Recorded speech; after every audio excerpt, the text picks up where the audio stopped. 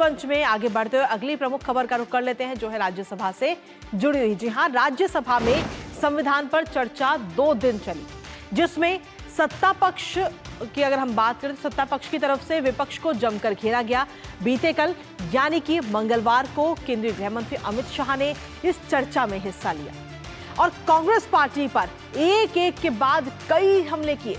Emergency से लेकर के आरक्षण के मुद्दे पर कांग्रेस को जमकर बरसते हुए अमित शाह नजर आए।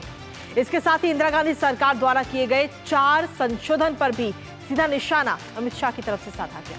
अब चर्चा के दौरान अमित शाह ने आंकड़ों के जरिए बताया कि भारतीय जनता पार्टी के शासन में 22 संविधान संशोधन हुए, लेकिन कांग्रेस के 55 सालों के शासन में 77 संविधान संशोधन हुए हैं।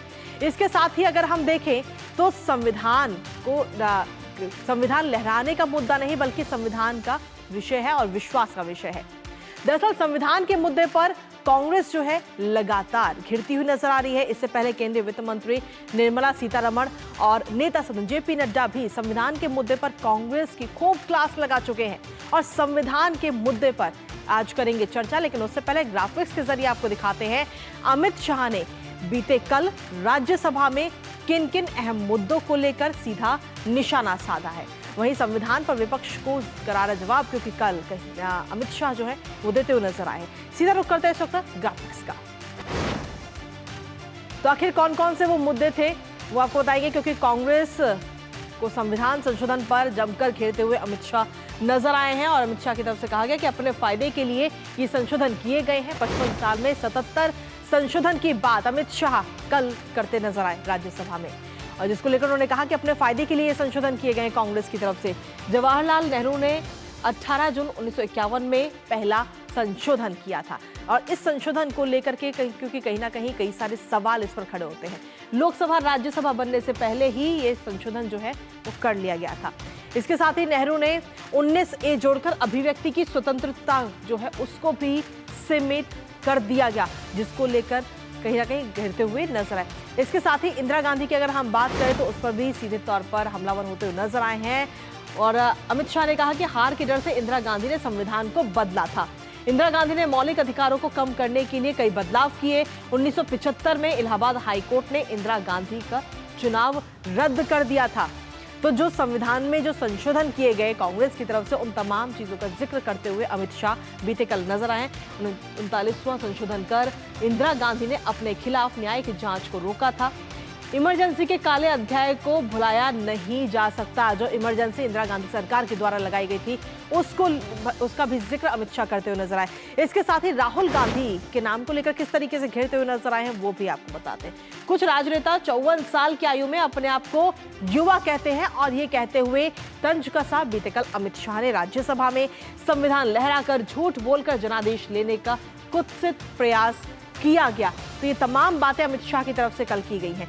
इसके साथ ही अमित शाह ने कहा कि महाराष्ट्र चुनाव में संविधान बांटे, उसमें प्रस्तावना तक नहीं थी जो संविधान वहां पर बांटे गए हैं। तो राहुल पर किस तरीके से तंज कसा है वो आपको बता रहे हैं। और इसी पर ताजा अपडेट ले लेते हैं। तो हमारे साथ हमारे सहयोगी राजेश राज जुड़ रहे हैं, सीधा उन्हीं का रुख करते हैं। और राजेश, बीते दिनों की अगर हम बात करें तो चाहे बात लोकसभा की हो या फिर राज्यसभा की, दोनों ही जगह पर कांग्रेस की किरकिरी संविधान के मुद्दे पर होती नजर आई है। बिल्कुल कृतिका, आपने सही कहा कि जिस तरीके से संविधान पर बहस के दौरान सत्ता पक्ष के तमाम जो वक्ता थे उन्होंने कांग्रेस पर हमले किए, खासकर इमरजेंसी से लेकर नेहरू के द्वारा किए गए तमाम संशोधनों का जिक्र कर कांग्रेस को घेरने की कोशिश की, वो कहीं ना कहीं कांग्रेस को आत्मचिंतन के लिए विवश करता है।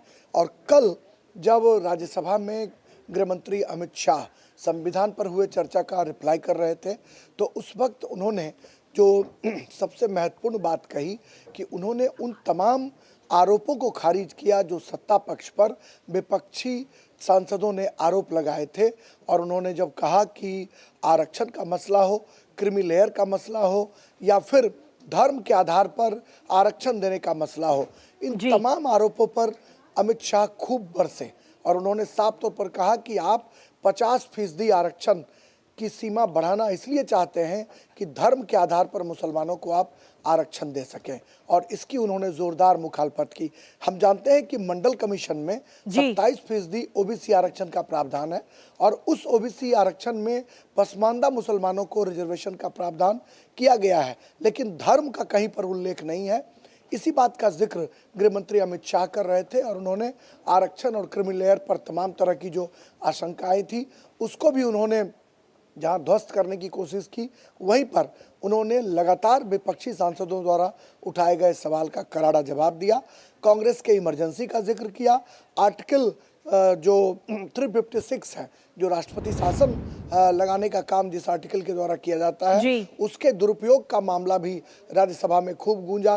जेपी नड्डा, जो भारतीय जनता पार्टी के राष्ट्रीय अध्यक्ष हैं, नेता सदन है, उन्होंने भी इस मुद्दे को उठाया था, और गृह मंत्री ने सिलसिलेवार तरीके से तमाम विपक्षी सांसदों की बातों का जवाब देकर कहीं न कहीं उनके मुंह पर ताला जड़ने का काम किया। बिल्कुल, चलिए फिलहाल शुक्रिया राजेश तमाम जानकारी हमारे साथ साझा करने के लिए। तो कुल मिलाकर अगर हम देखें तो अमित शाह का कल का ये संबोधन रहा, और अपने संबोधन में कई बातों का जिक्र अमित शाह करते हुए नजर आए। सीधे तौर पर संविधान के मुद्दे को लेकर विपक्ष को करारा जवाब अमित शाह की तरफ से दिया गया, जमकर बरसते हुए कांग्रेस पर नजर आए, और साथ ही इस दौरान इंदिरा गांधी के 4 संशोधन पर अमित शाह की तरफ से निशाना साधा गया।